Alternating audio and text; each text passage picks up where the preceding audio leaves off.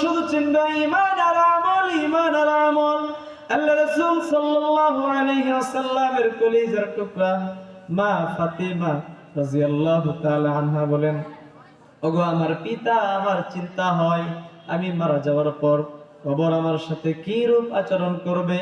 আল্লাহ রাসূল সাল্লাল্লাহু আলাইহি ওয়াসাল্লাম বলেন, ওগো আমার মেয়ে, ভালো করে শুনো নাও, মন দিয়ে শোনো। ইয়া ফাতিমা তু ইনকিজি নাফসাকি মিনান নার।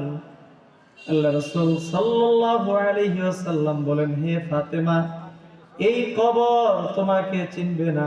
এই কবর ফাতেমা চিনে না, আলীও চিনে না, হাসান হুসাইন চিনে না, আবু বকর চিনে না, উসমান আলী কাউকে চিনে না।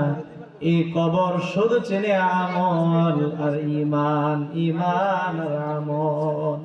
এই জন্য কবি বলেন, 6 দিন পর নখ খসে যাবে, 9 দিন পরে চুল। কবর গাহের সামান নিতে কইরো না কেউ ভুল, কবর জায়গা ভালো নয়। আমল দিয়েই কবর গৃহ সাজিয়ে নিতে